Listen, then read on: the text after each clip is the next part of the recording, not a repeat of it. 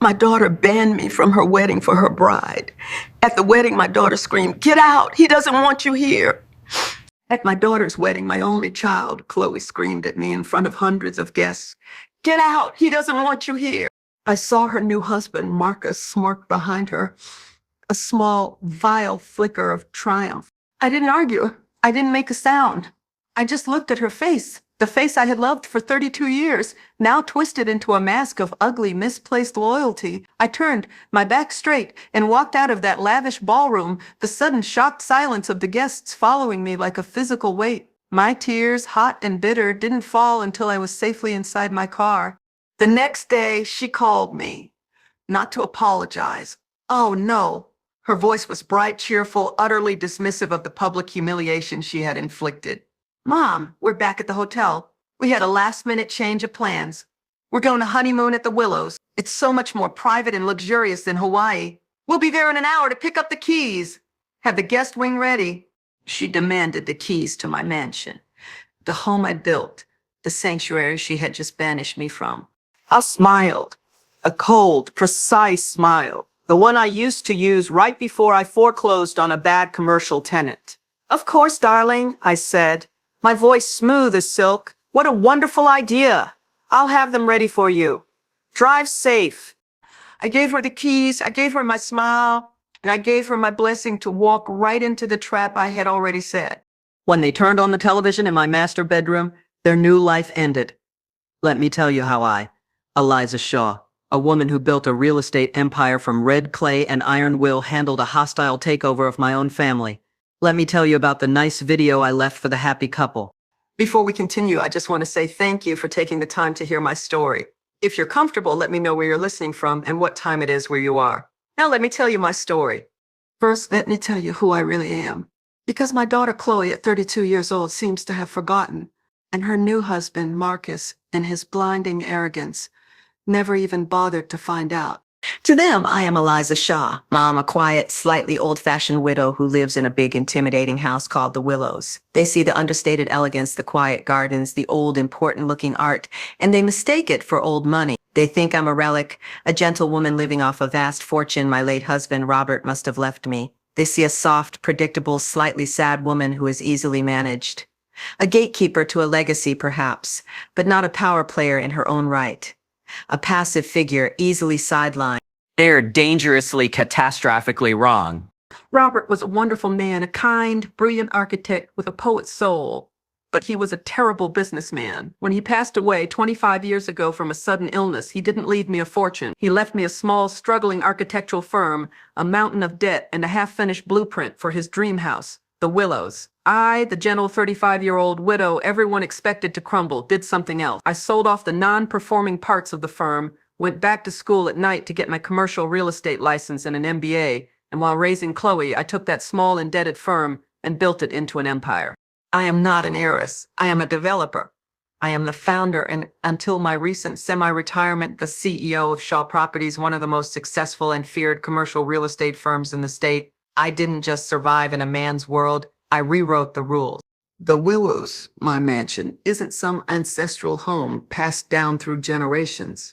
I built it from the ground up. I took Robert's beautiful poetic blueprint and I anchored it to the earth with a foundation of reinforced concrete, steel, I-beams, and my own iron will. Every square inch of it, from the foundation to the state-of-the-art security and media servers hidden in walls, was designed, sourced, and executed under my personal, exacting supervision. It is not just my home, it is my fortress, my sanctuary, and my masterpiece, a testament to the life I built. My one weakness, my one and only blind spot, the one variable I could never seem to properly analyze or control, has always been Chloe, my only child. I poured everything into her, the best schools money could buy, tutors, European travel, every opportunity, a life of comfort and privilege I had to fight tooth and nail to give her. I gave her the world Robert and I had dreamed of for her, hoping to build her character, her confidence, her strength.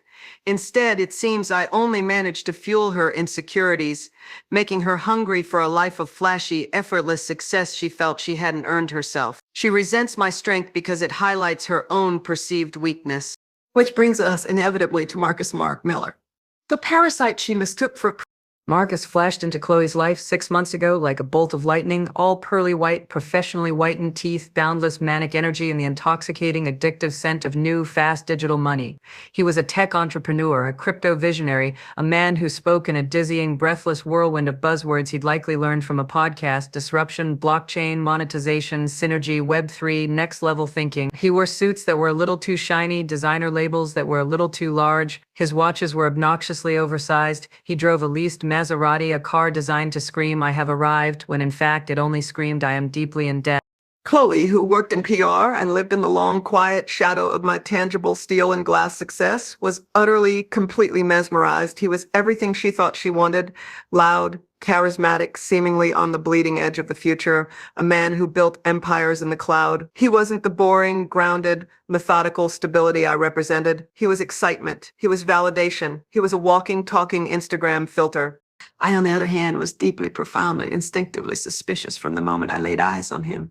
My business, my entire life's work, wasn't built on buzzwords or next level thinking. It was built on analyzing foundations, on running credit checks, on reading the fine microscopic print in a 100-page lease agreement, on understanding with a primal gut level certainty that anything that seems too good to be true invariably is.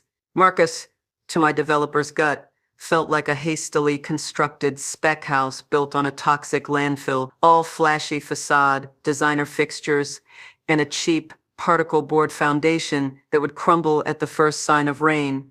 He was all leverage, no equity, all talk, no substance, all sizzle, no stake.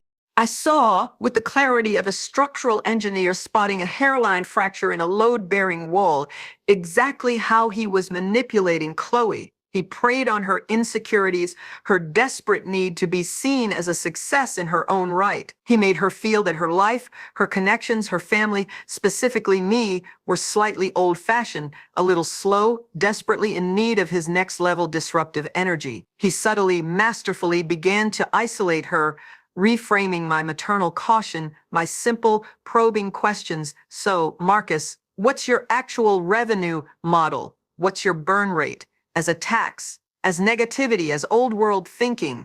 Your mom's great, babe, he'd say, his voice dripping with the kind of condescending charm that sets my teeth on edge. She's a legend. Built all this.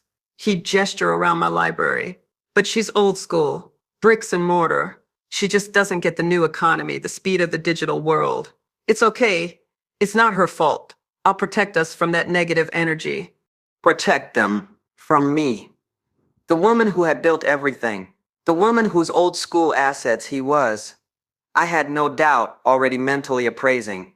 My instincts, the ones that had kept me safe, solvent, and successful in the cutthroat, shark-infested world of commercial development for 3 decades, were no longer just ringing. They were screaming. They were screaming that this man was a fraud, a dangerous, charismatic, parasitic fraud. And he had his sights set not just on my daughter, but on the real prize, my legacy, my home, my name, my money. He saw me as the asset he needed to acquire, and Chloe was just the unfortunate key he was using to get through the door. I didn't get where I am by ignoring my gut.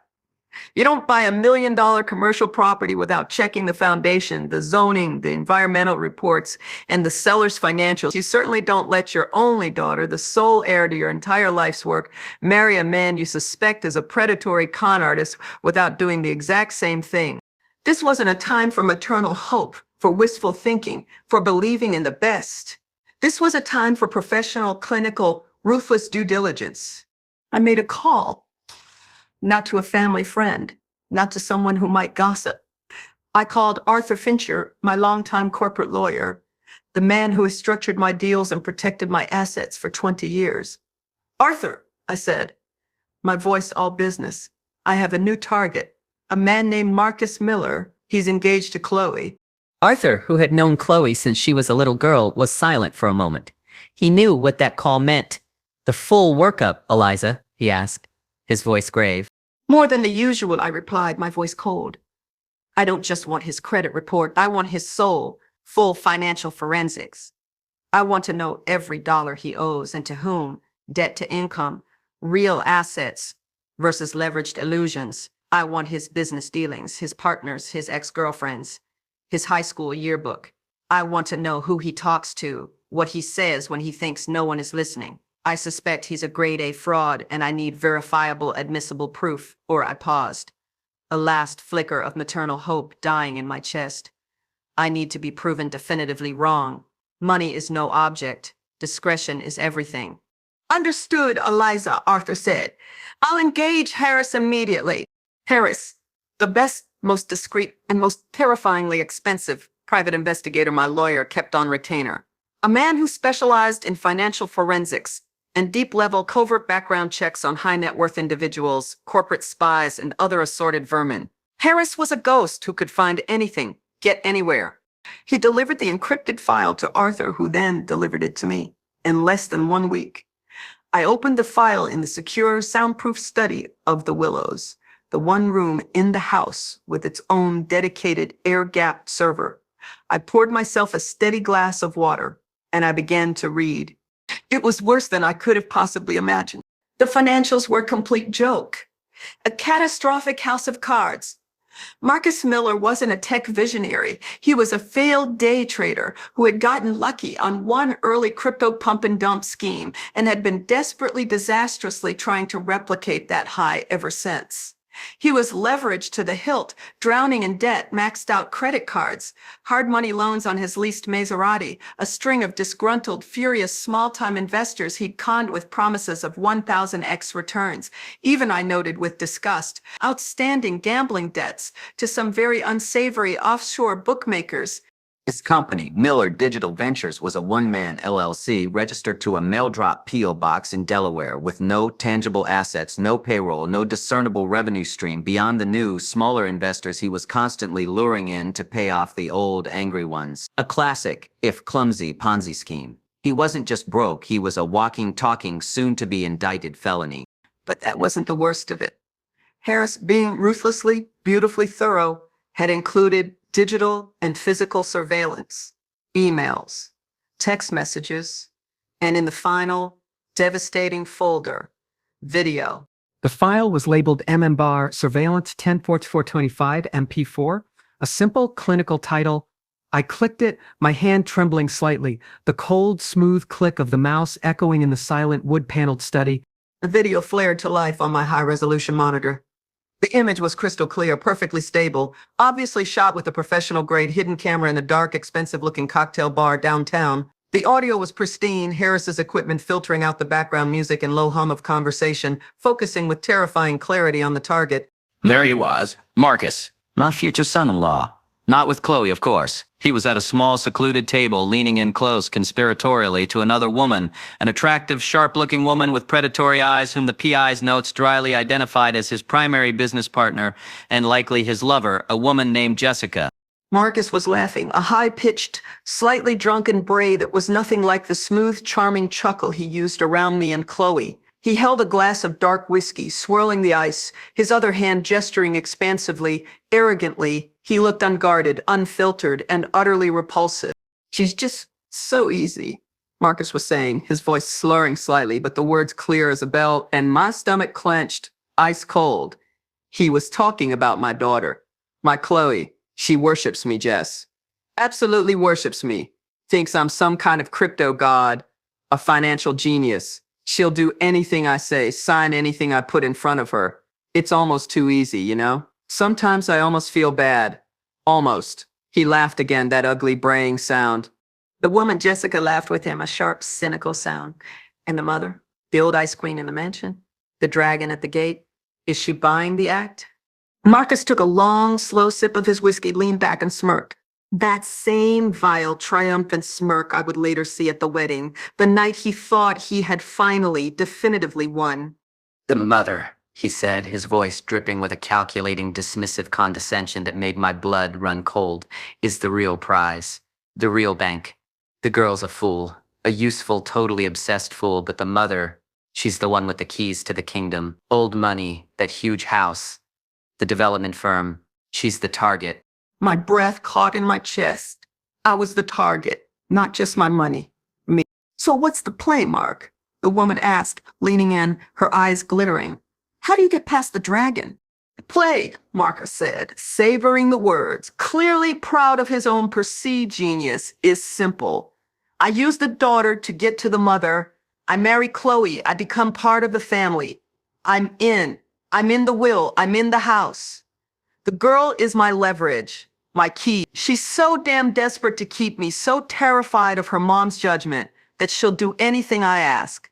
I just have to get the daughter to sideline her first, make her choose me over her, make the old woman feel isolated, frozen out, irrelevant, make her feel like I'm the man of the family now. He leaned forward, his voice dropping to a conspiratorial whisper, his face animated with his own devious brilliance. Once she's on the defensive, once she feels like she's losing her daughter, then I move in. I play the concerned, helpful son-in-law. Eliza, you look tired. Let me help you with these overwhelming investments. Eliza, this big old house is too much for you. Let me manage the property. I'll have her eating out of the palm of my hand in 6 months. She'll be begging me to take control, just to feel connected to her daughter again. And Chloe will just be the sweet, foolish little key I used to unlock the vault door. He raised his glass to the bank and to the foolish little key. The video file ended, cutting to black, leaving me in the silent, climate-controlled study, my face reflected pale and ghostly on the dark screen. My hands were shaking, not with fear, but with a rage so profound, so cold, so absolute. It felt like my veins were filled with liquid nitrogen, freezing me from the inside out. He had called my daughter a fool. He had called her a key. He had targeted me, my life's work, my home, my legacy, with the cold, calculating precision of a corporate raider.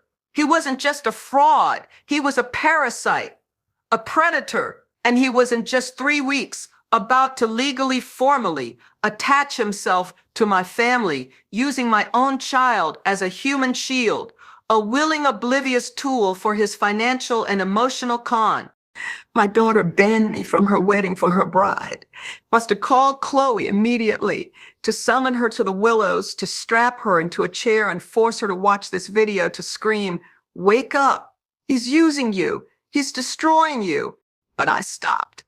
My hand, already reaching for the phone, froze. I knew my daughter. I knew her crippling insecurity, her desperate, almost pathological need for this performance of romantic love to be real, to be the one great success she had achieved on her own. She wouldn't believe it. She couldn't believe it. She'd accuse me of fabricating it, of hiring actors, of creating a deep fake, a term she'd undoubtedly learned from him. She'd scream that I was jealous, that I was controlling, that I was trying to sabotage her one chance at happiness. She would, as he had so coldly, so accurately predicted, choose him. She would double down, clinging to him even tighter as a way to prove her independence from me, her toxic, controlling mother. No, a direct frontal assault was pointless. It would only strengthen his position, solidify her loyalty to him, and finalize my own exile. This requires strategy. This required patience. This required demolition. A controlled, precise demolition of the entire fragile structure of his life, his lies. I saved the video file, honeymoonwelcome.mp4, to a secure, encrypted, firewalled, and entirely private media server, the one hardwired to my home's internal smart home network, specifically to the master bedroom's entertainment hub. And then with a cold, heavy heart, I waited. I waited and I hoped with a final flickering maternal foolishness that I would never ever have to use it. I hoped my daughter would somehow miraculously wake up on her own, see the fraud for what he was, and call off the wedding. She didn't. The invitations, thick and gaudy, arrived the following week. The clock was ticking. The trap was set, and my heart was breaking. I couldn't just sit back and let the wedding, this catastrophic merger of my daughter's future with a parasitic fraud, happen, not without trying one last desperate time to reach her, to give her a final, non-confrontational off-ramp. Showing her the video I had decided was too nuclear, too accusatory. It would only make her dig in her heels defending her fiancé against my vicious attack. But perhaps, I reasoned, a different kind of truth. A more logical, less emotional one. A truth presented in a language she understood. Finance could get through to her. She worked in PR, she understood optics, but she was also my daughter. She was bright, she had to understand numbers. I invited her to lunch at the Willows, just the two of us. No husbands, no in-laws, no distractions. I had Maria, my housekeeper, prepare her absolute favorite childhood meal, the coq au vin. Our old family cook, Mrs. Gable, used to make for her birthday a dish she hadn't had in years. I set the table not in the grand formal dining room, but in the sunny, intimate breakfast room overlooking the Japanese garden. I was trying desperately to create a space of safety, of warmth, of our old, easy connection, the connection we'd had before Marcus arrived like a poison. She arrived an hour late, a cloud of expensive perfume and stressed energy preceding her. She was tapping frantically on her phone as she walked in, barely glancing at me. "Mom, I'm so sorry. I totally lost track of time," she said, her voice a brittle, high-pitched rush. Marcus needed me for an urgent strategy call with his new investors from Zurich. It was super important. I couldn't get off the phone. I let it slide. The casual lie about Zurich investors hanging in the air. "It's fine, darling," I said, my voice gentle. "I'm just happy to see you. I had Maria make your favorite." Her eyes lit up for a fraction of a second as she saw the familiar dish on the table, a flicker of the old Chloe, the girl who loved history and poetry and comfort food. "Oh, Mom," she breathed. "Mrs. Gable's chicken?" "Just like she used to make it," I smiled, daring to hope. We ate, and for a few minutes the wall between us seemed to soften. She talked about the wedding plans, yes, the flowers, the caterer, the ridiculously expensive designer dress she'd flown to Paris for, but it felt for a moment like normal, excited, pre-wedding chatter. After lunch, as we sipped our coffee, I finally carefully broached the subject, my voice as gentle, as non-confrontational as I could possibly make it. "Chloe," I began, my heart pounding a slow, heavy drum against my ribs. I have some concerns about Marcus." Her face instantly tightened. The mask of nostalgic warmth dropped, replaced by a cold, sharp, defensive look I knew all too well. "What concerns?" she said, her voice flat. "Mom, don't start. Please, not today." "Honey, it's not an attack," I said, trying desperately to keep her calm, to keep her from shutting down. As a developer, as someone who has handled complex finances her entire life, I did a little due diligence, the way I would for any major partnership, just to be prudent, for your sake. "Due diligence?" Her voice was sharp, icy now. "You mean you spied on him? You ran a credit check on my fiancé?" "Mom, how could you? That's unbelievable. It's so controlling." "It's not controlling, Chloe. It's responsible," I countered, trying to keep my own voice even. "And I found some things that worry me deeply. As your mother," I pushed a thin, neatly bound file prepared meticulously by my lawyer, Arthur, across the polished table. It didn't contain the PI's explosive surveillance report, not the video, none of the truly sordid details, just the cold, hard, indisputable, public record facts. "Chloe, please, just look. He's not as stable as he presents himself. He's deep in debt. There are multiple significant liens against him, several default judgments from small-time investors. His company, Miller Digital Ventures, is essentially a shell, funded entirely by high-interest short-term loans, most of which are now in default. He has no tangible assets, Chloe. None." I was offering her a lifeline, a logical, financial, face-saving reason to pause, to question, to postpone, to think. She didn't even open the file. She looked at the stark, official-looking cover as if it were a snake.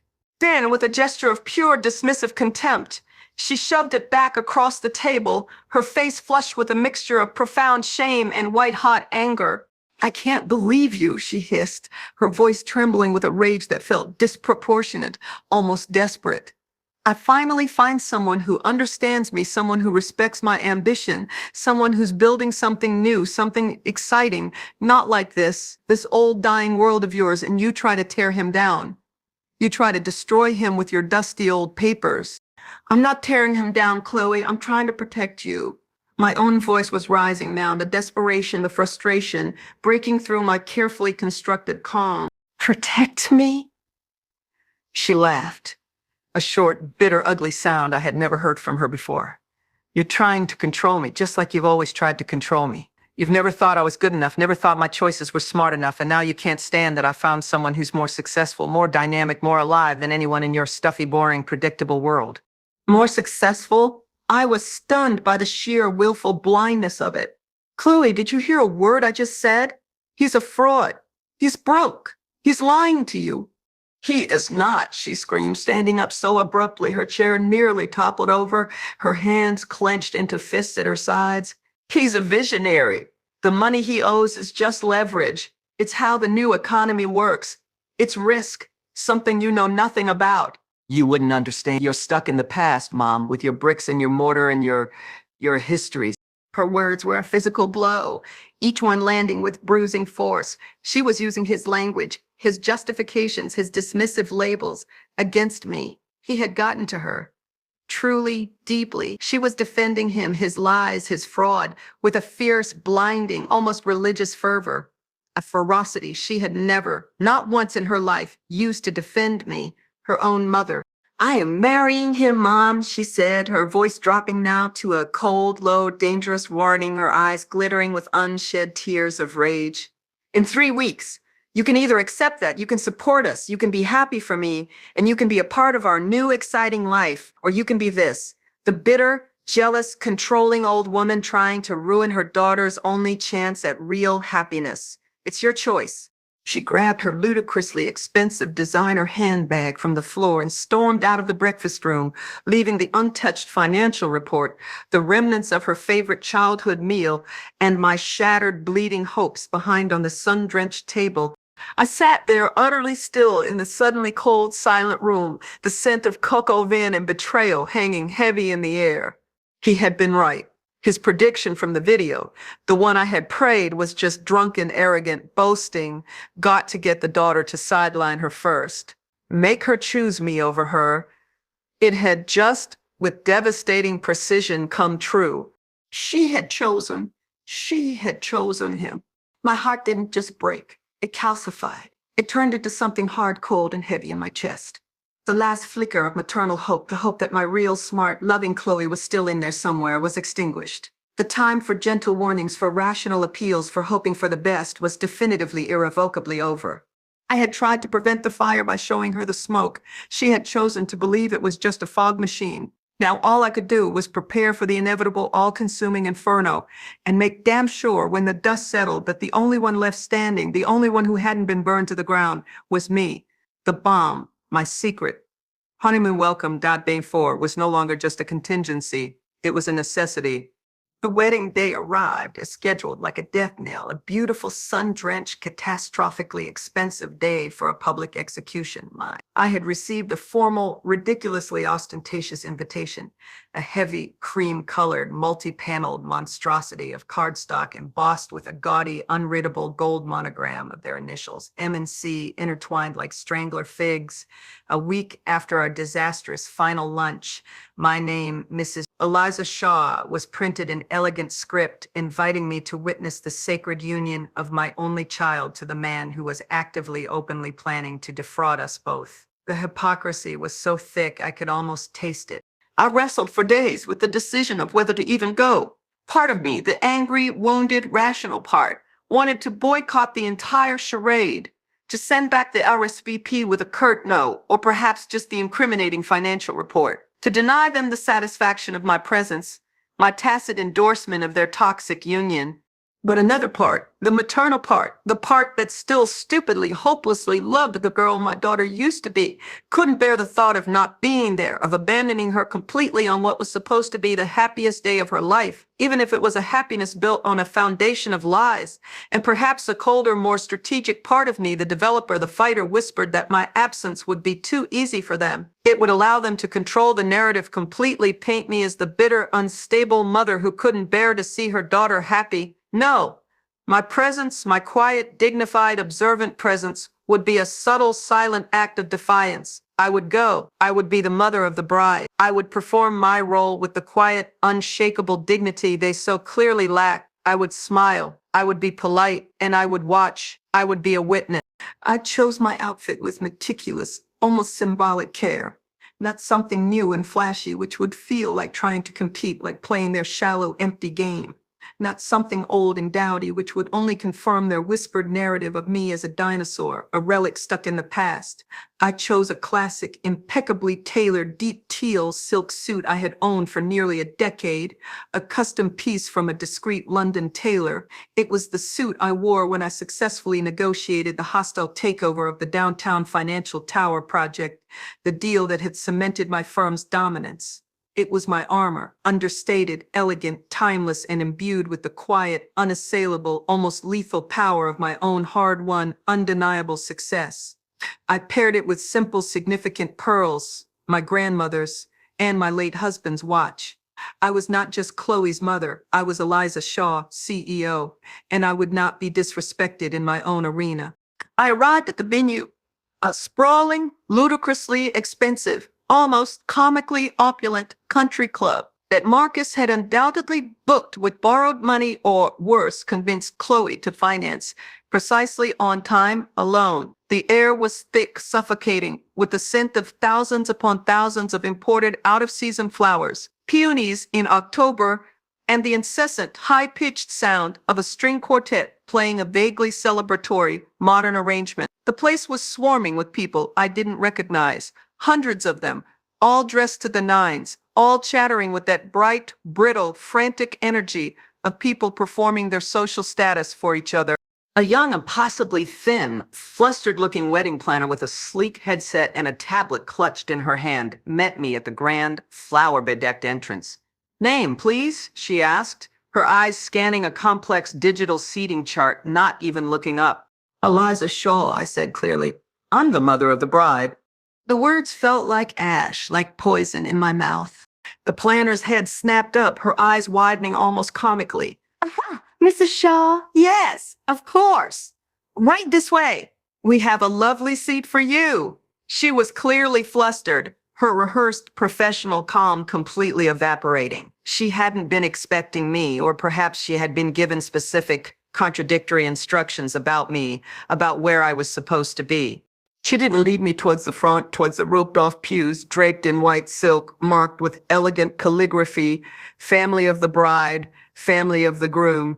She led me with a series of nervous, apologetic, backward glances on a long, winding, humiliating walk of shame around the entire perimeter of the lavishly decorated garden where the ceremony was being held, past the endless rows of perfectly aligned white chairs filled with staring guests, past the enormous, decadent-looking, multi-tiered wedding cake table already being photographed, past the towering, amplified speakers for the DJ who would presumably take over the post-ceremony festivities. She stopped, finally, at a small, solitary, almost hidden row of chairs tucked away at the extreme back behind a large, inconveniently placed decorative pillar, partially, perhaps deliberately obscured by a massive floral arrangement of white orchids and lilies that smelled cloyingly, sickeningly sweet, like a funeral. It was a spot clearly, meticulously designed for maximum invisibility, for minimum participation. It was, I realized with a cold, hollow feeling that settled deep in my stomach, directly next to the catering tents, the hum of their generators a low, distracting thrum, and perilously close to the discreetly hidden portable restroom trailers, a faint, unmistakable chemical odor wafting on the breeze. "Here you are, Mrs. Shaw," the planner murmured, her face flushed a deep, painful red, her eyes refusing to meet mine. "A lovely, shaded view from here, isn't it? A lovely view of the back of a structural pillar and the occasional distracting glimpse of a waiter rushing by with a tray of champagne or a busboy hauling trash. It was the ultimate, unmistakable, final snub, a deliberate, public, meticulously planned humiliation, designed to put me in my place, to communicate my irrelevance, my status as other. This wasn't some unfortunate oversight in the seating plan. This was a statement. You are not family. You are not important. You are an embarrassment to be hidden, quarantined like a disease. This had Marcus's cruel, insecure, territorial fingerprints all over it, executed undoubtedly with my own daughter's weak, spineless, complicit approval. I looked at the young, mortified planner, this girl who was just doing her job, following the orders she had been given, and I smiled. a small, sad, infinitely weary, quiet smile. "Thank you, dear," I said, my voice perfectly calm, perfectly steady. "It's perfect." I sat down alone on the cold, hard chair, my back straight as a steel rod, my hands folded calmly in my lap. I endured the entire 30-minute saccharine sweet ceremony from my solitary shadowed outpost. I watched my daughter, my beautiful, radiant, tragically lost daughter, walk down the long aisle on the arm of her proud, beaming father-in-law, Dr. Devereaux, as she had apparently chosen him to give her away. I watched my son-in-law, the fraud, the predator, the architect of my humiliation, stand at the flower-bedecked altar, watching her approach with a look of proprietary, almost smug triumph, his eyes glittering with avarice and ambition. I watched them exchange the vows they had written themselves, promising to love, honor, and cherish, a grotesque, sickening parody of the sacred, meaningful words. The guests applauded enthusiastically. The string quartet swelled to a dramatic, soaring crescendo, and I sat there, hidden behind the pillar, invisible, erased, my heart a cold, heavy, $5 million stone in my chest. I endured it all, with the quiet, unshakable, calculating poise of a CEO at a hostile board meeting. She knows she is about to lose, but already has a plan to buy out the entire company. I endured it, knowing that the ceremony, the party, the marriage, it was all theirs. But the reckoning, I vowed silently, the final devastating reckoning would be mine. The reception held in the country club's grand, oppressively opulent ballroom was even louder, even more relentlessly performative than the outdoor ceremony. The air was hot, thick with the smell of expensive food. Lobster, filet mignon, truffle oil on everything, and the rapidly rising fumes of expensive free-flowing alcohol. A different kind of desperation filled the room now. The frantic, competitive gaiety of people determined to prove they were having the time of their lives. Marcus and Chloe were holding court at the head table, a ridiculously elevated dais that looked less like a wedding party and more like a royal court receiving tribute, accepting the fawning, obsequious congratulations of their guests. I naturally was not seated with them. I had been relegated to a table in the farthest, darkest corner of the ballroom. Table 28, a social Siberia, I shared with a few other peripheral, seemingly undesirable guests, a trio of elder, hearing-impaired DeViro cousins who spoke only to each other in clipped Bostonian tones, a nervous-looking young couple who I gathered were Chloe's former and clearly less successful work colleagues, and in a final, exquisite twist of humiliation, the wedding planner's exhausted, headset-wearing assistant, who was wolfing down a plate of salmon while frantically checking her tablet. I ate the expertly prepared, lukewarm filet mignon. I sipped my ice water.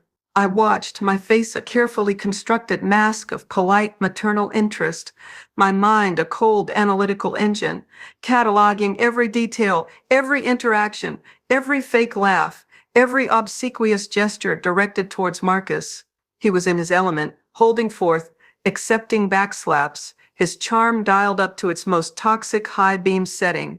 Chloe sat beside him, gazing at him with a look of pure, blind, almost heartbreaking adoration, hanging on his every word, her own identity seemingly subsumed entirely into his glittering false aura. The requisite interminable rituals unfolded. The clinking of glasses for awkward, insincere kisses that looked more like pecks. The best man's speech, a rambling, borderline inappropriate ode to Marcus's legendary college exploits, which sounded to my ears less legendary and more boorish. The maid of honor speech, a tearful, shallow recitation of platitudes about Chloe being her soul sister. The cutting of the enormous, architecturally unstable cake, a tower of fondant and hubris. The tossing of the bouquet, a frantic, almost violent, desperate scramble among Chloe's single, designer-clad friends. Then came the dances. The first dance, a slinky, obviously over-rehearsed number set to some breathy pop song that looked less like a romantic, spontaneous moment and more like a poorly executed Dancing with the Stars audition. Then, the dance that truly finally twisted the knife, the father-daughter dance. Chloe, beaming, glided onto the floor, not with an uncle, not with her new father-in-law, who had already given her away, but with Marcus. He, apparently, was filling that role too. He spun her around, her head thrown back in laughter, the spotlight firmly, exclusively on them, a symbolic, public declaration that he was her family now. Her father, her partner, her everything, the past, and everyone in it, namely me, was officially definitively erased. There was, of course, no mention of a mother-son dance, or in my case, a mother-daughter dance. I was not to be acknowledged. As the dance floor finally opened to the general, increasingly inebriated guests, the music thumping to a relentless brain-numbing bass-heavy beat, I knew it was time. I couldn't just sit in the corner all night, a silent, bruised, complicit ghost. I was still, despite their best efforts to deny it, the mother of the bride. It was my duty, my right, perhaps my final act of maternal defiance, to at least try to offer a toast, to formally, publicly wish my daughter well, even if every word of it felt like a bitter, poisonous lie in my mouth. It was part of the performance of normalcy, of dignity that I was determined to maintain, even as they tried to strip me of it. I picked up my untouched champagne flute, the bubbles long dead, the liquid now warm and flat.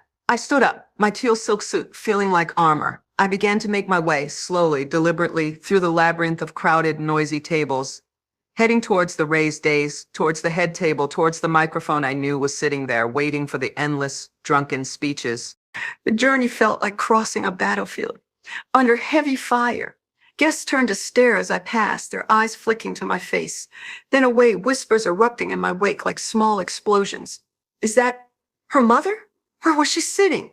God, she looks furious. I ignored them, my gaze fixed forward, my pace steady, my back straight, my head held high. I reached the steps of the dais. Chloe and Marcus were laughing at something one of the groomsmen, his tie already loosened, had slurred. They didn't see me approach until I was standing right beside them, a quiet, teal-clad figure of judgment in their loud, garish spotlight. "Chloe," I said, my voice quiet but clear, cutting through the immediate bubble of their laughter. She turned, her smile freezing instantly when she saw me, her eyes widening with a mixture of shock and pure, unadulterated annoyance. "Mom, what are you doing up here? You're supposed to be at your table. People are looking." Her voice was a cold, irritated hiss. "I came to offer a toast, darling," I said, keeping my own voice smooth, level, impossibly polite. As the mother of the bride, it's traditional. Marcus, overhearing, turned his head, his face flushed with alcohol and success, darkening instantly into a mask of pure, unadulterated fury. He saw my approach not as a long overdue maternal gesture, but as an act of open defiance, a direct public breach of the quarantine he had so carefully imposed on me. He had put me in the corner and I had dared to leave it. He leaned over, his movement sharp, aggressive, and whispered something venomous, urgent, in Chloe's ear. I couldn't hear the exact words over the thumping bass, but I saw their effect clearly. Chloe's face, already flushed with champagne and the adrenaline of her perfect day, went pale for a fraction of a second, then flooded with a deep, ugly, blotchy red. A look of pure animalistic panic entered her eyes, the fear of his disapproval, his anger, far outweighing any residual scrap of respect or love she might have felt for me. She looked from Marcus's furious expression back to my calm, waiting one, and something inside her, some final tether to reason or decency, snapped. All the buried insecurity, all the desperate clawing need for his approval, all the carefully manufactured resentment she felt towards me for not being good enough for her new, glittering world, it all erupted volcanically. She stood up abruptly, shoving her chair back with such force that it scraped loudly against the dais floor, the sound a sharp, ugly tear in the fabric of the party. The music, coincidentally, or perhaps deliberately by a suddenly attentive DJ, faded slightly. Her voice, when she spoke, wasn't a whisper. It wasn't a hiss. It was a scream. A shrill, ugly, almost hysterical scream that cut through the music, through the chatter, bringing the entire ballroom, all 200 stunned guests, to a grinding, immediate, shocked halt. "A toast?" she shrieked, her face twisted into a mask of contempt. I didn't recognize, a mask I would never forget. You're trying to make a toast now. You're embarrassing me. You're embarrassing him." She gestured wildly, frantically towards Marcus, as if he were a god whose honor I had just defiled. "He doesn't want you here. He told you. I told you. Why can't you just understand?" Her voice was cracking now, rising in pitch, fueled by a toxic combination of champagne and pure, unadulterated panic. "Get out!" The music stopped completely. The DJ, stunned into sobriety, hit the kill switch. The room, all 200 guests, was plunged into an absolute, ringing, horrified silence, the kind that feels like a physical pressure against the eardrums. "Get out!" she screamed again, her voice now a raw, ragged shriek, tears of rage and hysteria streaming down her perfectly made-up face. "You're ruining everything. You're ruining my wedding. Just go. Leave. Get out." Every eye in the room was on me. Every face a mask of shock, pity, profound embarrassment, morbid curiosity. And beside Chloe, his face impassive, his handiwork complete. I saw him, Marcus. He wasn't even trying to calm her down. He wasn't trying to de-escalate. He was just sitting there watching me, his face set in that same vile, unforgettable, triumphant smirk. He had won. He had successfully, publicly, turned my own daughter against me, weaponized her insecurity, and transformed her into the rabid attack dog that would finally, definitively, banish me from his kingdom. The silence that followed Chloe's final ragged shriek was the loudest, most profound sound I had ever heard in my life. It was absolute, suffocating, a vacuum that seemed to suck all the air, all the warmth, all the life from the cavernous, opulent ballroom. 200 pairs of eyes, a sea of shocked, pitying, and morbidly curious faces were fixed on me, the humiliated mother, the target of this brutal, public, almost primal act of banishment. I looked at my daughter, my only child. Her chest was heaving, her beautiful, expensive gown trembling with the force of her rage. Her face, which I had loved and kissed and worried over for 32 years, was contorted into a mask of unfamiliar, ugly, misplaced loyalty. Her eyes blazing not with bridal joy, but with a kind of hysterical, triumphant fury. She was a stranger, a creature of pure, unfiltered, borrowed malice, a perfect puppet dancing on her new husband's strings. Then my gaze shifted inexorably to the man beside her, to Marcus, the puppeteer. His smirk was still there, subtle but unmistakable, a quiet, vicious flicker of triumph at one corner of his mouth. He had done it. He had engineered this entire, humiliating spectacle. He had taken my only child, the person I loved most in the world, and had skillfully, cruelly, reforged her into a weapon to be used against me, and it had worked spectacularly, devastatingly. He had successfully sidelined the mother, just as he had boasted he would in that dark, smoky bar. He had won. In that long, terrible, frozen moment, something inside me didn't just break, it calcified. It hardened. The lingering, aching maternal hope that Chloe would wake up, that my real smart, loving daughter was still in there somewhere, buried beneath the layers of insecurity and ambition, that hope died. It was extinguished completely, leaving behind not grief, not sadness, but something else, something cold, something hard, something as clear and as unyielding as the diamonds at her throat. The decision was made. Not a decision, really. A conclusion.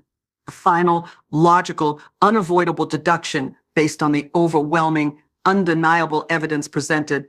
The data was in, the experiment was complete. The hypothesis that my daughter's loyalty was conditional, that her husband's intentions were predatory, that I was now considered disposable, was proven correct beyond any shadow of a doubt. I did not fight. I did not argue. I did not plead. I did not burst into tears or offer a single word of defense. What was the point? There was nothing left to defend. My relationship with my daughter, the one I had dedicated my life to building, was a smoking, unrecognizable ruin at my feet. To engage, to argue, would be to grant him another victory, to give him the satisfaction of seeing me reduced to his level, to wallow in the emotional mud he had created. So I did the only thing a person with any shred of dignity left could do. I gave them exactly what they had so publicly, so cruelly demanded. I looked at Chloe, at her contorted, unfamiliar, triumphant face for one last long, analytical, almost photographic moment, searing the image into my memory as the final, definitive data point. Then, with a quiet grace I didn't even know I possessed, I turned, my back straight as a steel rod, my head held high, the poise and self-possession honed over 40 years of commanding respect in hostile boardrooms and on high-stakes construction sites. That was my only remaining armor. I simply walked away. I walked the long, terrible, silent walk back through the labyrinth of stunned, staring tables, The only sound in the cavernous, breathless ballroom was the soft funereal click-clack of my own sensible, expensive but understated heels on the polished marble floor. It felt like walking a public gauntlet, every eye a physical blow, a hot brand of pity and morbid fascination on my back. But I did not falter. I did not rush. I walked with the deliberate, measured, almost regal pace of a woman in complete, absolute control of herself, even as her entire emotional world had just been systematically, publicly detonated. I reached the grand flower-bedecked entryway. The young, flussled wedding planner, the one who had exiled me to the catering corner, was standing there, her headset dangling, her face paper white, her eyes wide with a mixture of sheer horror and perhaps a tiny flicker of professional panic. She looked mortified. I gave her a small, tight, almost imperceptible nod, a gesture that was perhaps more for me than for her, an assertion of my own sanity, my own control, in the midst of this madness. I walked out of the ballroom, out of the lavish, suffocating, cloying stench of too many flowers and too much alcohol, out into the cool, clean, blessedly empty, blessedly silent night air. The tears, hot, scalding, bitter tears of a rage so profound it felt like it was burning me from the inside out, didn't fall until I was safely inside the anonymous, quiet, leather-scented sanctuary of my parked car, the doors locked, the engine off. They weren't the tears of a grieving mother. They weren't the tears of a wounded, heartbroken woman. They were the cold, silent, angry tears of a developer who had just watched a partner deliberately, maliciously sabotage their most valuable, irreplaceable project. The time for hoping was over. The time for grieving the daughter I used to know was over. The time for quiet, dignified endurance was definitively, irrevocably over. The time for cold, hard, strategic demolition had begun. I started the car, my hands steady, perfectly steady, on the wheel. As I pulled out of the long, ostentatious, winding driveway of the country club, leaving the bright false lights of their hollow celebration behind me, I made my first call, not to a friend, not to a relative who would offer useless sympathy, to my lawyer. "Arthur," I said, my voice surprisingly calm, steady, clear as ice, the tears already drying on my face. "It's Eliza. I need you to get the asset protection team ready. We're activating Protocol Omega. Full, immediate activation." There was a pregnant pause on the other end of the line. Arthur, my lawyer for 30 years, the man who knew all my secrets, all my holdings, knew exactly what Protocol Omega meant. It was the scorched earth contingency for my properties, the one we had designed years ago to protect my assets from a truly hostile, catastrophic event. "Eliza," his voice was cautious, deeply concerned. "Are you absolutely sure that's the final measure? It's irreversible." "I'm sure, Arthur," I interrupted, my voice flat, devoid of any emotion. "Full activation. Now." "And one more thing," I added, the plan already forming, sharp and clear in my mind, a beautiful, devastating piece of architecture. "I need you to set up a dedicated, secure private media server at the Willows, hardwire it directly to the master bedroom entertainment hub, and only to that hub. I have a rather unique video file I need to upload immediately, a welcome gift for the happy couple. I'm sending it to your secure server now." The demolition, I thought, as I turned onto the dark, empty highway, was now officially, irrevocably scheduled. The next morning, Sunday, I was in my study at the Willows by 6 a.m. I hadn't slept. Sleep felt like a frivolous, unnecessary luxury. Instead, I had spent the night working, fueled by a cold, quiet, methodical fury. The Willows, my fortress, was silent, save for the soft clicking of my keyboard. The air was cool and still. I was in full developer mode, analyzing assets, reviewing contracts, managing logistics, planning a demolition. I had been on secure calls with Arthur and my financial team since 5 a.m., executing the first phases of Protocol Omega, liquidating certain joint access funds I had foolishly set up for Chloe, changing passwords, security protocols, and access codes across my entire digital and physical estate, ensuring that every asset, every account, every key was now tied exclusively, impenetrably, to my sole biometric and digital signature. The walls were being reinforced. The gates were being locked. At precisely 10:17 a.m., my personal phone, the one sitting silently on the massive 19th century mahogany desk, rang. The screen lit up. "Chloe." I let it ring. Once. Twice. A third time, listening to the shrill, demanding, electronic sound echo in the quiet, wood-paneled room. It was the sound of entitlement, the sound of arrogance, the sound of a person who fully expected her call to be answered, her demands to be met, even after the monstrous betrayal of the previous night. On the fourth ring, I picked it up, letting my breath out in a small, calibrated sigh, as if I had been disturbed, perhaps woken. Hello, Chloe, I said, my voice perfectly level, cool, perhaps a shade warmer than the ice I felt in my veins. A neutral, maternal tone. Mom! Her voice. I almost didn't recognize it. The hysterical, shrieking fury from last night was completely, utterly gone.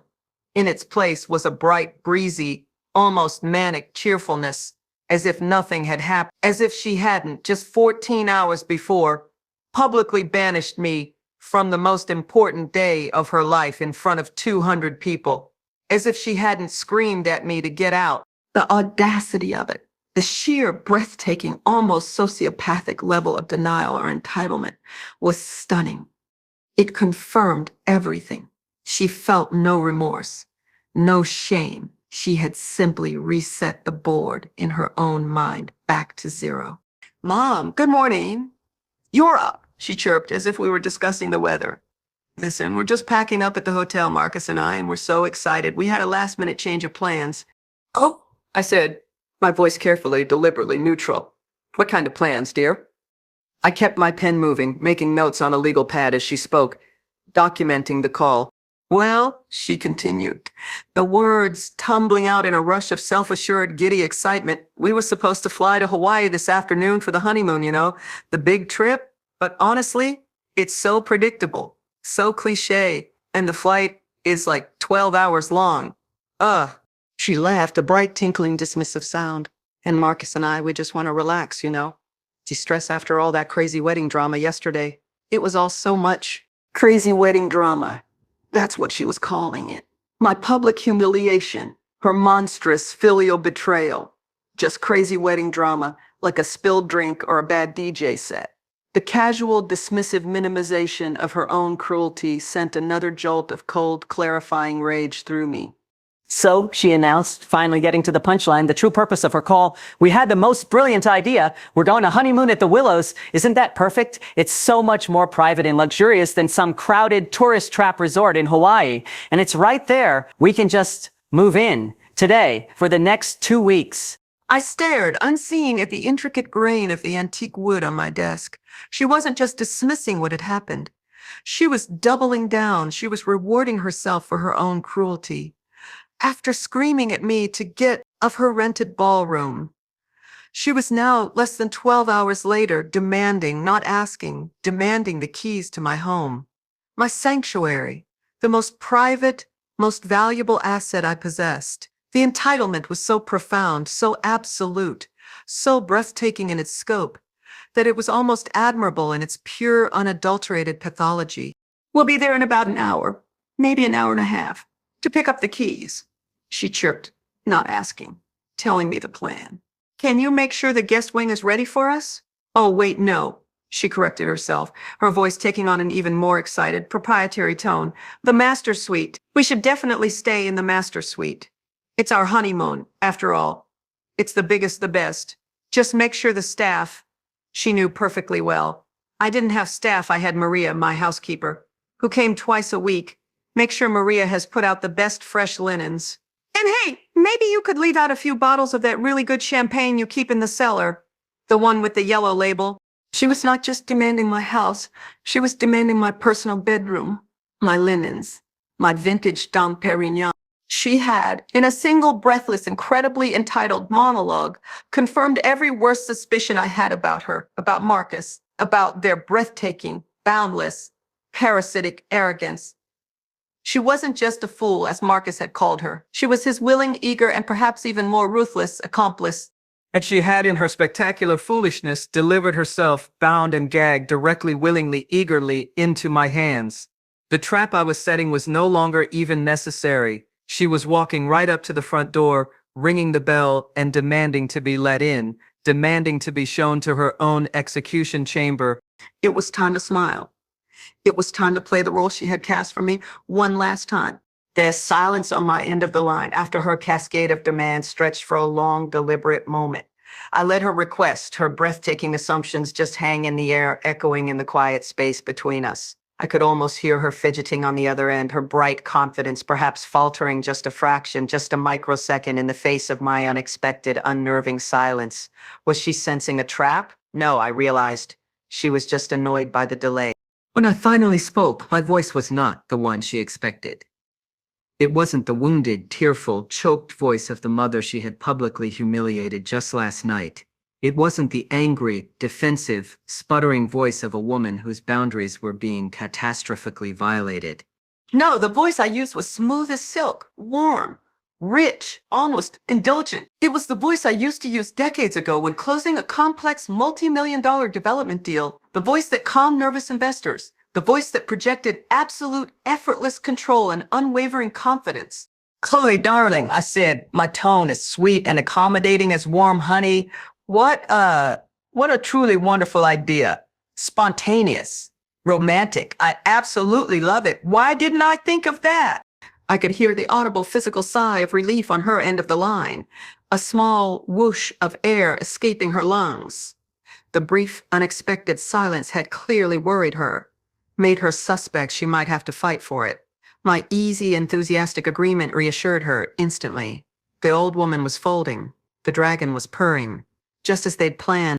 You're not mad? She asked, her voice still holding that faint, lingering trace of uncertainty, of disbelief at how easily she was winning. About, last night? I know things got a little intense. Mad? I let out a small, light, almost musical laugh, a perfect performance of maternal forgiveness and sophisticated understanding. A laugh that cost me more effort, more control than building a 50-story skyscraper from scratch. Oh, sweetheart, don't be silly. That was just crazy wedding drama. Everyone was stressed. You were a beautiful, nervous bride. Too much champagne was flowing. I was feeding her the exact lines she wanted to hear, the absolution she hadn't even bothered to ask for, the narrative that erased her own monstrous behavior. These things happen at big parties. It's forgotten, completely, utterly forgotten. Today is the first day of your marriage. It's a happy day. Oh, Mom, thank God, she gushed, a relief in her voice palpable, almost nauseating in its self-absorption. I told Marcus you'd understand. You're the best. You're always so reasonable, so supportive. Reasonable. There it was again. The word they used as a synonym for compliant, supportive, the word they used for exploitable. Well, I said, my voice brimming with a honeyed maternal warmth, it's your honeymoon. Of course you should have the absolute best. And you're absolutely right. The Willows is beautiful this time of year. The gardens are perfect. The master suite it is, of course. I wouldn't dream of putting you in the guest wing, not for your honeymoon. I paused as if a thought had just struck me. Oh, I'll just move my things into one of the smaller guest wings on the other side of the house. It's no trouble at all. Really, I'll be completely out of your way. You'll have the entire main house to yourselves. Your own private resort. You're a lifesaver, Mom. A true lifesaver, she chirped, her entitlement now fully restored, her victory total and absolute. She had banished me, and in return, I was rewarding her with my own bedroom. She must have felt invincible. We're leaving the hotel right now. We'll be there in an hour. I'll be waiting, darling, I said, my voice brimming with a sweetness that was pure, unadulterated, grade A poison. I'll have the keys ready for you at the front entrance. You just come right in. Drive safe. I hung up the phone, and I smiled. It was not a warm smile. It was a cold, precise, devastatingly final smile.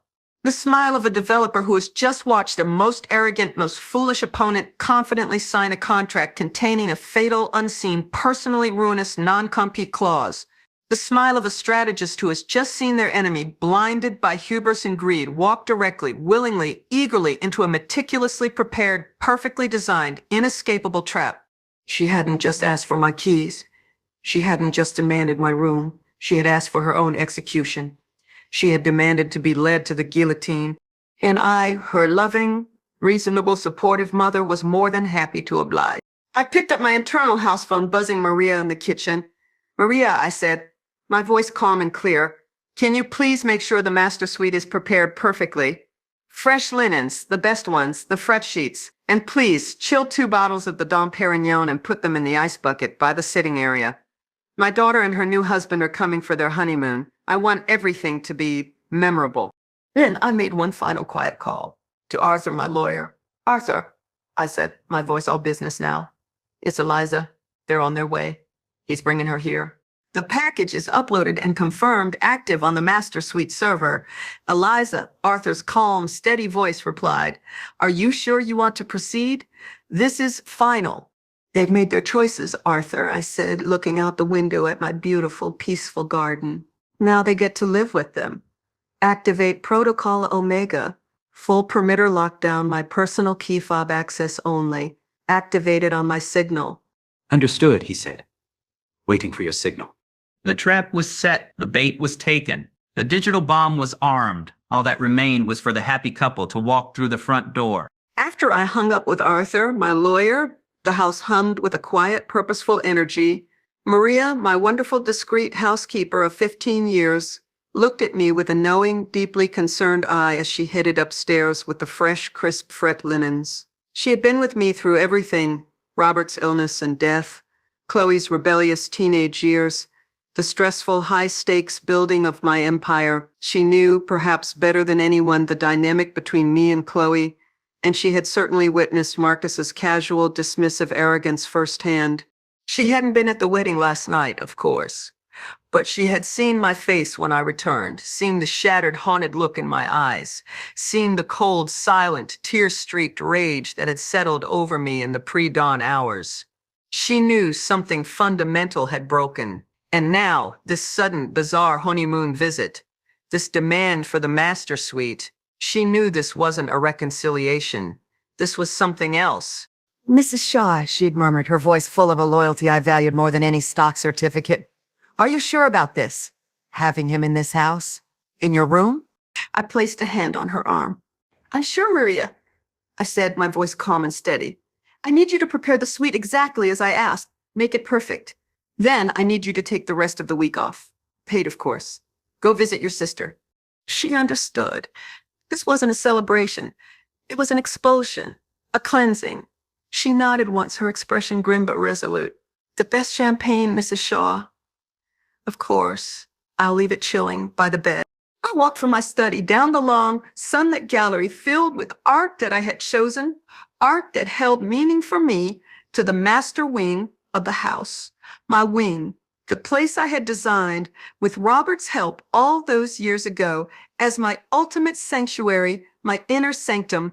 It was, as Chloe knew, palatial, a large, serene bedroom overlooking the private, walled Japanese garden, a spacious, comfortable sitting room with a floor-to-ceiling limestone fireplace, a bathroom the size of a small urban apartment, all marble and steam, and discreetly built into the custom walnut cabinetry, the fully integrated state-of-the-art smart home hub that controlled every aspect of the entire estate: security, lighting, climate, and most importantly, the private, closed-loop, encrypted media server.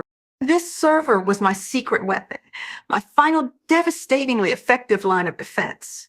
It wasn't connected to the cloud, not to Apple TV, not to Netflix, not to any external hackable network. It was a completely self-contained, air-gapped system, physically hardwired only to the massive 8K wall-mounted entertainment system that dominated the sitting room of the master suite. I had it installed under the guise of enhanced security, a way to review high-definition, encrypted footage from my perimeter cameras in complete privacy, safe from prying eyes or digital interception. But today, it would serve a very different, very specific purpose. I sat at the inlaid ebony desk in the corner of the sitting room, a space that looked out over the koi pond. I unlocked the secure server controls, not with a password, but with a biometric thumbprint scan. The interface glowed to life on the small, dedicated monitor. I accessed the single file I had uploaded earlier that morning, the file Arthur's tech team had helped me secure and buffer. Honeymoon. Welcome. The video file, the video bomb, the crystal clear damning, irrefutable evidence from Harris, the private investigator, capturing Marcus at that smoky, expensive downtown bar, his face flushed with whiskey and unrestrained arrogance, his voice captured perfectly, chillingly, by the PI's hidden microphone, uttering the words that had sealed his fate, and now my daughters. The girl's a fool, totally obsessed with me, but the mother's the real prize. She's the bank. I'll have her eating out of my hand in 6 months. Just got to get the daughter to sideline her first. I took a deep, steadying breath, my heart a cold, heavy drum in my chest. I remembered the white-hot, liquid nitrogen rage I felt when I first watched it, the feeling of profound maternal betrayal. The rage was still there, but it was colder now, more focused, honed to a razor's edge. It now had purpose. I navigated through the smart home control panel's automation settings.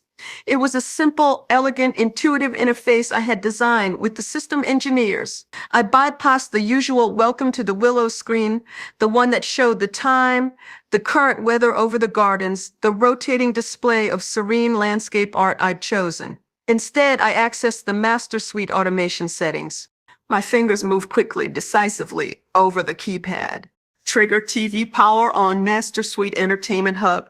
Action play media file honeymoon welcome.mp4. Setting autoplay full screen. Lockout remote functions. Play pause stop input change. Looping enabled. Volume locked at 7. There. Not just a video. A digital prison. A simple, elegant, inescapable digital landmine. The moment they turned on that television, the moment they went to put on celebratory music, to watch a romantic movie, to celebrate their victory over me in my own bed, they would be met with the unvarnished high definition, unpausable, unstoppable, endlessly looping truth. It would play and it would play again and again and again, the sound of his betrayal, his contempt, his entire sociopathic plan, echoing relentlessly, inescapably through the opulent, silent suite until they physically managed to destroy the television itself, or until I decided to turn it off. I checked the settings one last meticulous time. Perfect. I then went to my adjoining dressing room, a space larger than most apartments, and packed a small overnight bag with my essentials, toiletries, a change of clothes, a book. I would not be staying in the guest wing, as I'd told Chloe. I would be retreating to my private apartment, a beautifully appointed, self-contained suite I had built above the detached 5-car garage, a place Chloe and Marcus barely knew existed, a place I used for quiet contemplation, as a private office, or as it turned out, as a perfect tactical observation post. It had its own kitchen, its own entrance, its own telephone line, and most importantly, its own redundant master control panel for the entire estate's security system. I was ceding the main house to them, just as they had so arrogantly demanded. A strategic retreat, a feigned surrender. I was letting the invaders into the castle keep, but they had no idea I still held the master keys to the drawbridge, the portcullis, and the very walls themselves. The ambush was prepared. The trap was set. All that was left was for the happy, triumphant couple to arrive and claim their prize. The sound of their car, a ridiculously loud, obnoxious cherry red sports car that Marcus undoubtedly saw as a primary personality trait, announced their arrival precisely 58 minutes later. I heard it crunching aggressively on the gravel of the long, winding driveway, a sound like an angry, approaching insect, completely shattering the hard-won peace of my gardens. I stood in the grand two-story foyer, my face arranged in the perfect mask of a gracious, perhaps slightly flustered, but ultimately accommodating and forgiving mother. I had composed myself completely as Eliza Shaw, developer hostess, benevolent matriarch ready to welcome the conquering heroes home. They tumbled out of the low-slung car, laughing, still glowing with the giddy, self-absorbed, slightly drunken aura of their wedding and their successful, absolute social coup. They were triumphant. They had faced down the dragon, me, and won. They had successfully banished me from their party, and now, less than 24 hours later, they were claiming my castle, my very bedroom, as their honeymoon suite. Their power, their entitlement must have felt absolute, boundless. Mom, we're here. Chloe chirped, running up the wide stone steps to give me another one of her brittle, insincere drive-by air kisses. She was already dressed for her honeymoon, not in practical travel clothes, but in an expensive-looking, impractical white linen sundress. Despite the crisp autumn chill in the air, the performance, as always, was paramount. Marcus sauntered up the steps behind her, two sleek, expensive-looking designer suitcases in hand. He gave me a lazy, confident, almost pitying smile. The vicious, triumphant smirk from last night was gone, replaced by the easy, magnanimous, patronizing charm of a conqueror accepting the surrender of a defeated foe. Eliza, he said, using my first name with a new, unearned, almost possessive familiarity. This is really, really great of you. Classy move. We appreciate it. He was patronizing me in my own home, on my own doorstep. Don't be silly, I said, my voice smooth, warm, welcoming. I looked at my daughter, at her bright, oblivious, stunningly happy face. A part of me, the deeply buried mother part, the part that hadn't yet fully calcified, ached with a profound, almost suffocating sorrow. She was a fool, just as he'd said in the video. A beautiful, glittering, willing fool. A fool he had created, a fool he was using, a fool I had perhaps failed to adequately prepare for the wolves of the world. Chloe, honey, are you absolutely sure you're not still mad about yesterday? I asked, my voice pitched with the perfect, subtle note of gentle, lingering maternal concern. I was so worried all night. It was all just so overwhelming. The champagne. Oh, Mom, stop, Chloe dismissed with a light, airy wave of her hand, brushing away my public humiliation like a crumb from her dress. Forget it. That was just crazy wedding drama. Everyone was stressed. You were stressed. I was stressed. Marcus was stressed. She laughed, a bright, tinkling, utterly meaningless sound, as if her own cruel, hysterical shriek had just been a minor social faux pas. It's over. Today's a new day. And we're on our honeymoon. She had already rewritten the narrative, reframing her monstrous behavior as a mutual champagne-fueled crazy moment. She had learned nothing. She felt nothing. No remorse, no shame. That single, dismissive, self-absolving monologue, crazy wedding drama, solidified the last lingering microscopic shred of doubt I might have had about my course of action. The digital bomb I had planted in the master suite was no longer just a strategic necessity, a defensive maneuver. It was a moral imperative, an act of righteous, necessary, unavoidable justice.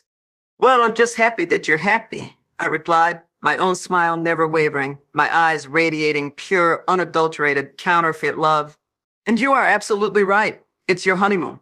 Of course you should have the absolute best. I stepped back, holding the massive, heavy, carved walnut front door open for them, a gesture of subservience, of welcome. Welcome to the Willows, your home for the next 2 weeks. I let them walk past me into the grand sun-filled foyer, their eyes already taking in the space with a new proprietary gleam. They were no longer guests, not even in their own minds. They were the new masters, surveying their domain. I reached for the small, ornate, antique silver box on the foyer console table where I kept the primary household keys and access fobs. I took out the simple, elegant brushed steel guest key fob, the one programmed to open only the guest wing and the main house doors. Then, deliberately, I unclipped my own personal set of keys from the leather case in my handbag, the master fob, the one with the small, custom-engraved ES monogram in platinum, the one that controlled everything, all doors, all gates, all security protocols. I held it out to Chloe, the small, heavy piece of metal resting in my open palm. No, darling, I said, pressing my own master keys firmly into her surprised hand, her fingers closing around them reflexively. Not the guest wing. You were right. It's your honeymoon. You must have the best. The master suite is all yours. I smiled, a pure, loving, deeply maternal smile that I knew, with chilling certainty, was the most duplicitous, most dangerous expression I had ever worn. Have a wonderful, wonderful, truly unforgettable time. Make yourselves completely, utterly at home. She took the keys, her eyes glittering with a mixture of surprise and pure, unadulterated triumph. She had even won my room, my keys, my very symbol of authority. Her victory over me was total, absolute, unconditional. Thank you, Mom, she breathed, her voice thick with genuine, tragically misguided gratitude. Thank you. You won't regret this. Oh, I'm sure I won't, darling, I replied softly, my smile never faltering. I'm absolutely sure of it. Now go on. Enjoy yourself. I watched them walk towards the grand, sweeping main staircase, Marcus's arms slung possessively, triumphantly around Chloe's shoulder, his knuckles brushing against the master key fob she now clutched tightly in her hand. Their laughter echoed in the marble foyer as they ascended towards the master wing. They were giddy, arrogant, utterly victorious, and walking directly, eagerly into the dark, waiting digital heart of the trap. The ambush was no longer prepared. It was sprung. I didn't follow them. I didn't linger. The moment their triumphant, laughing forms disappeared onto the second-floor landing, my own performance ended. The warm, forgiving maternal mask dropped, replaced by the cool, focused, dispassionate expression of a demolitions expert who has just armed the charges and is retreating to a safe distance to observe the blast. I simply picked up my small, prepared overnight bag from where it sat, discreetly hidden behind the foyer console table, let myself out the grand front door, which I did not lock, and walked with a calm, unhurried, steady pace across the circular driveway past the fountain and down the gravel path that led to the detached 5-car garage in my private apartment hidden above it. I let myself into my apartment, my true sanctuary, the one place on this estate they didn't even know existed.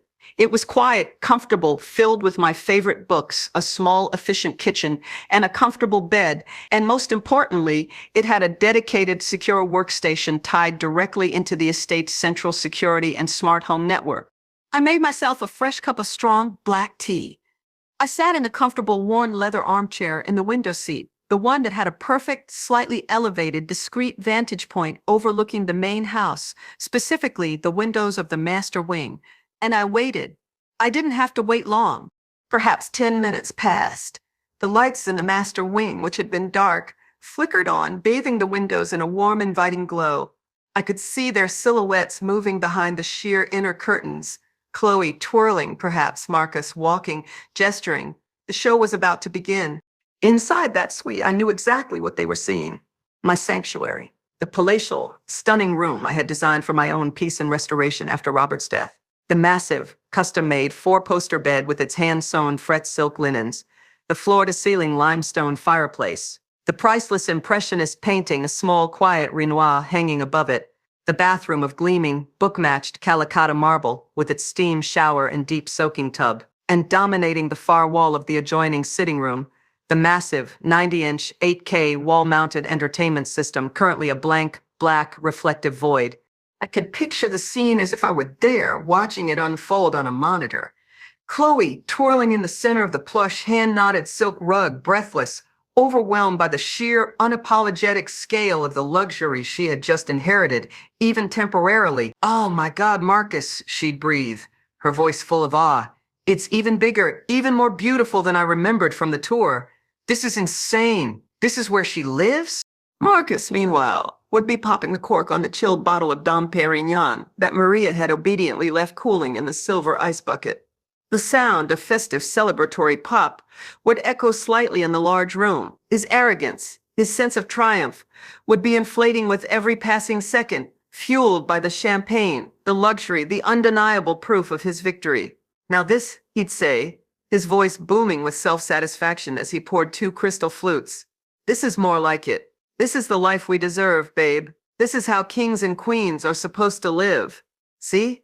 I told you she'd come around. I told you she'd fold. She knows who's in charge now. She knows her place." He'd hand a glass to Chloe, clinking it heavily against hers. "To us, babe. To the new masters of the universe.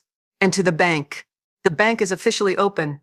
Chloe, giddy, delighted, utterly blinded by the glitter, would take a long sip, laughing. "Let's put on some music," she'd say, looking around. "Something romantic, something celebratory. Let's christen the room." "Good idea," Marcus would reply, his eyes landing on the massive dark screen on the wall, a lecherous, suggestive glint in his eye. "Let's see what this monster TV can do. Bet your mom just uses it to watch the damn news or something boring."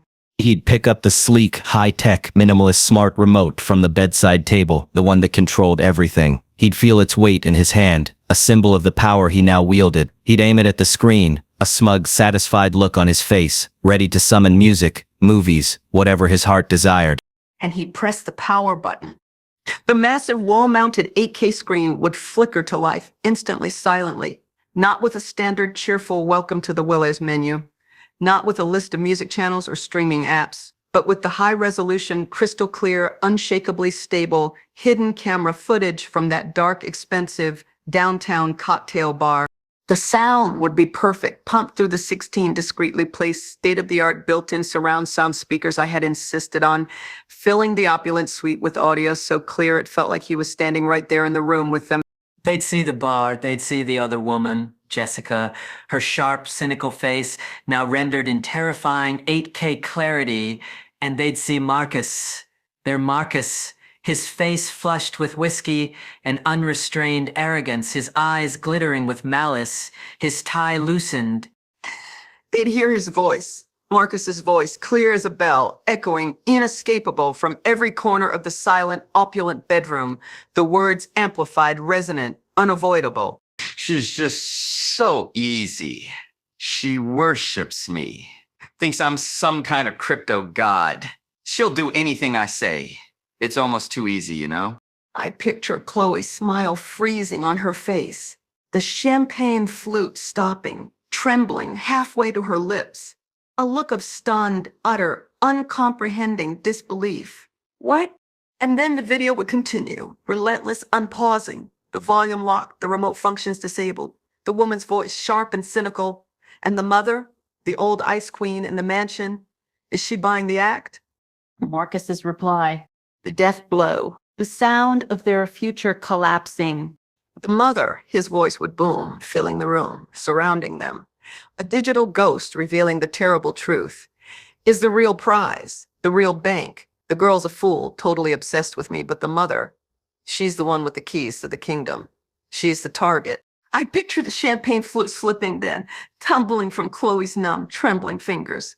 I picture the sound of delicate, expensive crystal shattering against the priceless hand-knotted Persian rug, the pale, bubbling liquid spreading like a stain. I use the daughter to get to the mother. She's my leverage, my key. Just got to get the daughter to sideline her first. Make her choose me over her.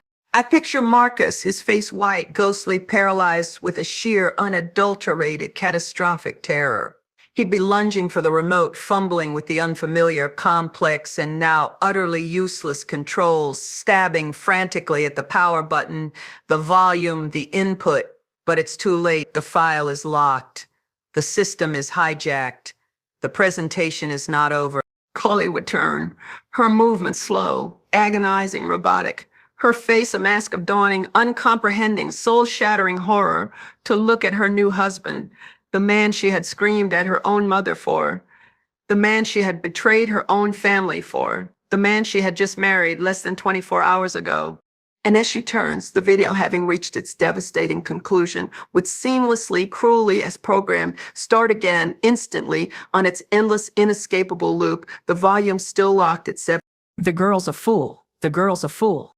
From my vantage point in the garage apartment, 100 yards away, separated by a manicured lawn and a thicket of Japanese maples, I couldn't see them. I couldn't hear the crystal clear audio of Marcus's voice booming his own betrayal, his own condemnation, his own destruction through the master suite's high-fidelity speakers. But I saw the lights.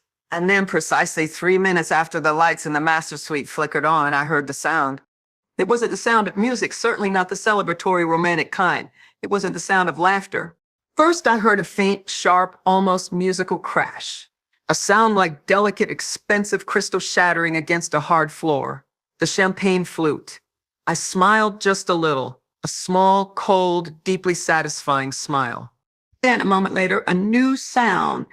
A sound that pierced the quiet evening air, slicing through the peace of my garden. Easily audible even from my hidden apartment. A scream. It wasn't the shriek of petty anger and misplaced loyalty Chloe had unleashed on me at the wedding reception. This was a different sound entirely.